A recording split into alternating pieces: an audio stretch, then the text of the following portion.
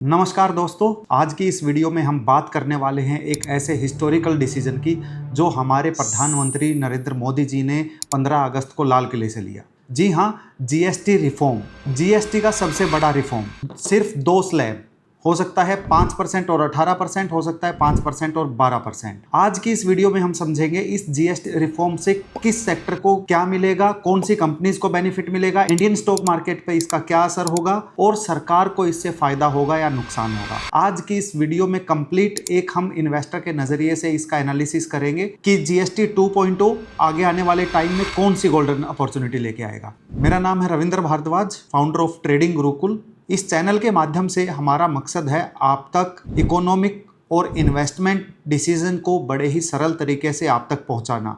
अगर आप नए हैं तो मेक श्योर आपने चैनल को सब्सक्राइब कर लिया। अगर नहीं किया है तो ज़रूर आप चैनल को सब्सक्राइब कर लीजिए और नोटिफिकेशन बटन प्रेस कर दीजिए। सबसे पहले हम बैकग्राउंड में समझते हैं। 2017 में जब जीएसटी आया था तो जीएसटी में काफ़ी सारे स्लैब थे, 5%, 12%, 18%, 28%। तो जो मोदी जी ने अब 15 अगस्त को जीएसटी रिफॉर्म अनाउंस किया है, इसके बाद सिर्फ 2 स्लैब रहने वाले हैं। जहां तक उम्मीद की जा रही है वो स्लैब होंगे 5% और 18%। 5% में बेसिक्स और एसेंशियल्स ज़रूरी चीज़ें होंगी, जैसे कि हम डेली रोज़मर्रा में काम आने वाली चीज़ें होती हैं वो 5% में होंगी, और कुछ लग्जरी गुड्स और लग्जरी आइटम 18% में आने वाले हैं। अब जीएसटी की इस रिफॉर्म से क्या बेनिफिट होगा? कुछ इकोनॉमिस्ट का मानना है कि इससे टैक्स कंप्लाइंस इजी हो जाएगा, कंपनीज को बेनिफिट होगा और इससे जीडीपी को एक बूस्ट मिल सकता है। जीडीपी को एक एडिशनल 0.5 to 0.7% तक का एक बूस्ट मिल सकता है। अभी हमने पीछे रिसेंटली देखा इंडिया और यूएसए का एक कॉन्फ्लिक्ट बढ़ गया था, जिसपे यूएसए ने टैरिफ लगा दिए थे, जिससे आने वाले टाइम में कुछ इकोनॉमिस्ट का मानना था कि इंडियन इकोनॉमी जो 6.5% की दर से ग्रो कर रही थी वो गिर के 6% या बिलो 6% आ सकती है। तो गवर्नमेंट के लिए भी एक ये प्रेशर बन गया था कि इकोनॉमी को बूस्ट करने के लिए हम क्या करें। तो गवर्नमेंट ने इस पर लोकल कंजम्पशन को बढ़ावा देने का सोचा है, जिस वजह से वो लोग जीएसटी का ये रिफॉर्म लेकर आए। अब बात करते हैं स्टॉक मार्केट की। 15 अगस्त को जैसे ही मोदी जी ने अनाउंस किया तो मंडे को स्टॉक मार्केट ने इस डिसीजन का बड़े अच्छे तरीके से वेलकम किया। निफ्टी एक टाइम पे 300 पॉइंट से ज़्यादा ऊपर गेन कर गया था। सो लॉन्ग टर्म में इस डिसीजन का क्या बेनिफिट होगा, स्टॉक मार्केट में किन कंपनीज किन सेक्टर को ये बेनिफिशियल होगा, तो उसके लिए हम सबसे पहले समझते हैं कि जो ये जीएसटी का टैक्स रिडक्शन किया है, इसकी वजह से एक अनुमान लगाया जा रहा है कि लगभग 2.5 लाख करोड़ का एडिशनल कंजम्पशन ऑर्डर आएगा। दैट मीन्स जीएसटी कट की वजह से जो प्राइजेस कम होंगे, एक सेंटीमेंट अच्छा बनेगा, लोग खरीदारी ज़्यादा करेंगे, जिससे 2.5 लाख करोड़ का एडिशनल ऑर्डर्स आएंगे, एडिशनल कंजम्पशन आएगा, जिसकी वजह से डायरेक्ट इनडायरेक्ट कंपनीज को बेनिफिट होगा। उनके पास ऑर्डर ज़्यादा पहुंचेंगे, उनकी मैन्युफैक्चरिंग ग्रोथ ज़्यादा होगी और आने वाले टाइम में जो कंपनीज के रिजल्ट्स हैं वो अच्छे आ सकते हैं। हम पिछले लगभग 1 साल से देख रहे हैं कि इंडियन स्टॉक मार्केट साइडवेज हो गई है। जो हमारी इंडियन इकोनॉमी कोविड के बाद से आउट परफॉर्म कर रही थी, अभी 2025 में वो अंडर परफॉर्म कर रही है। अगर हम कंपेयर करें बाकी वर्ल्ड की स्टॉक मार्केट से, चाइना, यूएसए, जापान और बाकी सब, हांगकांग, वो सभी स्टॉक मार्केट अच्छा रिटर्न दे रही है, लेकिन हमारे मार्केट पर प्रेशर था। रीजन बिंग की कंपनीज के रिजल्ट अच्छे नहीं आ रहे थे। एफआईआईज माल बेचकर अपना पैसा मार्केट से निकालकर दूसरी इमर्जिंग मार्केट में डाल रहे थे। तो गवर्नमेंट के इस पुश से एफआईआईज का सेंटीमेंट भी पॉजिटिव होगा और कंपनीज की वैल्यूएशन जो काफ़ी टाइम से सैचुरेशन पीरियड में चल रही थी, उसमें हो सकता है एक अच्छा हाइक देखने को मिले, जिसकी वजह से स्टॉक मार्केट में एक बूस्ट देखने को मिल सकता है। अब बात करें ऐसे कौन से सेक्टर्स हैं, कौन सी ऐसी कंपनीज हैं जिनमें सबसे ज़्यादा बेनिफिट होने वाला है, तो सबसे पहला सेक्टर है ऑटोमोबाइल सेक्टर। जी हाँ, इस रिफॉर्म में देखने को मिल सकता है कि ऑटोमोबाइल में कुछ छोटी गाड़ियों पर जीएसटी कम हो सकती है, ना कि लग्जरी गाड़ियों पर। छोटी गाड़ियों में सबसे बड़ा प्लेयर है जैसे मारुति का स्टॉक आज एक दिन में 8% से ज़्यादा बढ़ गया था। 10 लाख से नीचे की प्राइस सेगमेंट में मारुति का सबसे ज़्यादा शेयर है। अगर इस सेगमेंट में जीएसटी कट आता है तो सबसे बड़ा बेनिफिट होने वाला है मारुति को। और अगर टेक्निकली बात करें तो मारुति ने 1 से 2 साल के बाद अपना नया लाइफ टाइम हाई बनाया और एक ब्रेकआउट पैटर्न मारुति में दिख रहा है।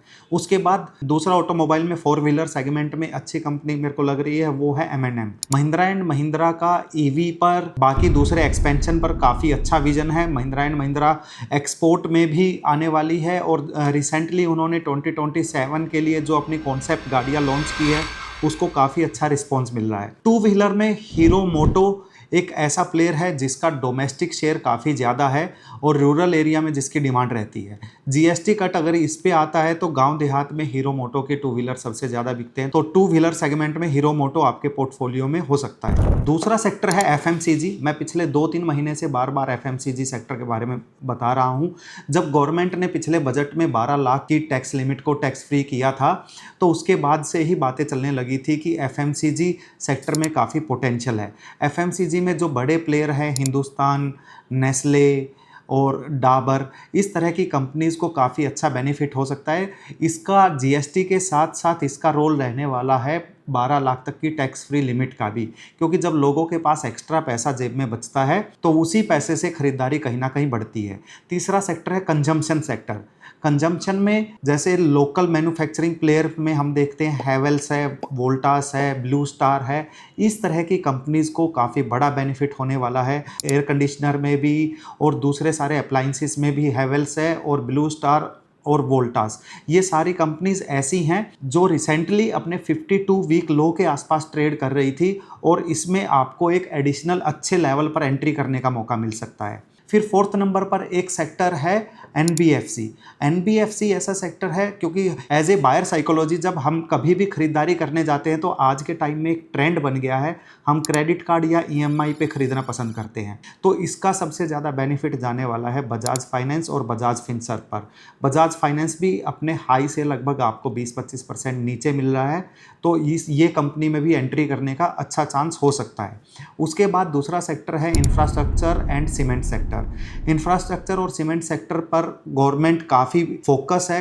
गवर्नमेंट रोड डेवलपमेंट्स और दूसरी सब चीज़ों में इंफ्रास्ट्रक्चर को पुश कर रही है। अगर इस सेक्टर में जीएसटी रेट कट आया तो इस सेक्टर में एसीसी है, अंबुजा है और एल&टी लार्सन टोब्रो है, ऐसी कंपनीज को बेनिफिट होने वाला है। एक और सेक्टर है जिसकी पिछले बजट से बात चल रही थी कि इस पे जीएसटी कट आना चाहिए, वो है इंश्योरेंस सेक्टर। जी हाँ, पिछले 2-3 साल से सुनने को मिल रहा था कि इंश्योरेंस सेक्टर में गवर्नमेंट अगर जीएसटी रेट कम करती है तो इस सेक्टर को सबसे बड़ा बेनिफिट हो सकता है।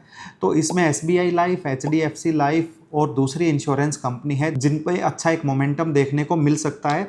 अगर जीएसटी रेट कट आता है तो जो इन कंपनीज़ को अपने इंश्योरेंस के प्रीमियम है वो कम करने पड़ेंगे और जिसकी वजह से इनको एक अच्छा खासा रिस्पॉन्स बाज़ार में मिल सकता है। अब बात सिर्फ पॉजिटिव की नहीं है, बात अगर हम देखें तो गवर्नमेंट ने ये डिसीजन ले तो लिया लेकिन इसमें सिर्फ पॉजिटिव के साथ कुछ चैलेंजेस भी है। अगर हम शॉर्ट टर्म की बात करें तो गवर्नमेंट जो जीएसटी कट कर रही है तो इससे कंपनीज का, कंज्यूमर का तो बेनिफिट होने वाला है, लेकिन शॉर्ट टर्म में गवर्नमेंट के रेवेन्यू पर प्रेशर पड़ने वाला है। क्योंकि अगर जीएसटी कट होता है तो हो सकता है गवर्नमेंट को जो जीएसटी कलेक्शन था कुछ महीने तक उसके नंबर में ग्रोथ ना दिखे और कहीं ना कहीं उसमें एक कमी देखने को मिल सकती है। कुछ महीनों तक हो सकता है हमें फिस्कल डेफिसिट का नंबर बढ़ते हुए देखने को मिल सकता है, व्यापार घाटा। लेकिन एक लॉन्ग टर्म डोज के तरीके से देखें तो ये लॉन्ग टर्म में ये डिसीजन गवर्नमेंट का काफ़ी फोकस्ड है, जीडीपी के बढ़ाने के लिए है, कंपनीज को बूस्ट देने के लिए है, मैन्युफैक्चरिंग को बूस्ट देने के लिए है, जिससे लॉन्ग टर्म में आपको एक अच्छा खासा मोमेंटम बाजार में देखने को मिलेगा। इंडिया का 60% कंजम्पशन है जीडीपी का, वो लोकल कंजम्पशन है। हमारी 140 करोड़ की पॉपुलेशन है जिसमें से 60% कंजम्पशन जो हम खुद के देश में करते हैं। सो गवर्नमेंट का जो ऐसा स्टेप है, जो हमारी ऐसी कंपनीज है जो लोकल कंजम्पशन पर फोकस करती हैं, उनमें हमें हो सकता है आने वाले 1-2-3 साल में काफ़ी अच्छा रिटर्न देखने को मिलेगा। गवर्नमेंट का ये फैसला उस एक नेगेटिव न्यूज़ के बाद आया जब एक्सपोर्ट के लिए यूएसए का इंडिया पर प्रेशर बन रहा था। सो गवर्नमेंट के इस डिसीजन से क्लियर विजन देखने को मिल रहा है। गवर्नमेंट किसी भी कंडीशन में इंडिया की जीडीपी को गिरने नहीं देना चाहती, इंडिया की जीडीपी को पुश करना चाहती है। और अगर इस डिसीजन की वजह से इंडिया की जीडीपी में 0.5-0.7% का एक बूस्ट मिलता है तो दैट मीन्स इंडिया अकेली ऐसी कंट्री रहेगी जो 7% से ऊपर की ग्रोथ हासिल करने वाली कंट्री होगी। सो दोस्तों, मेरा मानना है कि आप शॉर्ट टर्म की ना सोच के बाजार में अगर पैसा बनाना है तो लॉन्ग टर्म की सोचो। और लॉन्ग टर्म में मैंने आपको कुछ सेक्टर एनालिसिस दे दिया है, जैसे कि ऑटो पे मेरा खास फोकस है, एफएमसीजी और कंजम्पशन सेक्टर पर अच्छा फोकस है, NBFC सेक्टर मेरी रडार पर है, और इंश्योरेंस। ये 4 से 5 सेक्टर ऐसे हैं जिनमें आपको लॉन्ग टर्म में काफ़ी बड़े चेंजेस देखने को मिलेंगे, और इनकी कुछ कंपनीज जो मैंने ऑलरेडी अभी डिस्कस की हैं, ये आपके पोर्टफोलियो में आप इनको रिव्यू कर लीजिएगा और अपने पोर्टफोलियो को डाइवर्सिफाई करना। अगर आप पर्टिकुलर कंपनीज में नहीं इन्वेस्ट करना चाहते तो इन पर्टिकुलर सेक्टर्स के ETF में भी आप इन्वेस्ट कर सकते हैं। सपोज आप ऑटो ETF में इन्वेस्ट करना चाहते हैं तो ऑटो ETF भी है, ऑटो 20 भी है। आप FMCG में इन्वेस्ट करना चाहते हैं तो FMCG ETF भी है। आप कंजम्पशन में करना चाहते हैं तो कंजम्पशन ETF भी है। ऐसे ही सभी सेक्टर के ETF में भी आप इन्वेस्ट कर सकते हैं। सो आपका डिस्ट्रैक्शन नहीं रहेगा। अगर आपको कन्फ्यूजन होती है कंपनी सिलेक्शन में तो ETF आपको बड़ी हेल्प करने वाले हैं। सो दोस्तों, मेरे अकॉर्डिंग मोदी जी का GST रिफॉर्म एक मास्टर स्ट्रोक है जो इकोनॉमी को तो बूस्ट करेगा ही और स्टॉक मार्केट को भी सपोर्ट करेगा। आपके अकॉर्डिंग कौन से ऐसे सेक्टर हैं जिनमें मोमेंटम तेजी का बन सकता है, या आप कौन से सेक्टर में इन्वेस्ट करने वाले हैं, कमेंट बॉक्स में ज़रूर बताइए। अगर वीडियो पसंद आई है तो शेयर कीजिए अपने ट्रेडर और इन्वेस्टर दोस्तों के साथ। सब्सक्राइब कीजिए ट्रेडिंग गुरुकुल। मिलते हैं अगली वीडियो में, तब तक के लिए हैप्पी इन्वेस्टिंग। जय भारत, जय हिंद।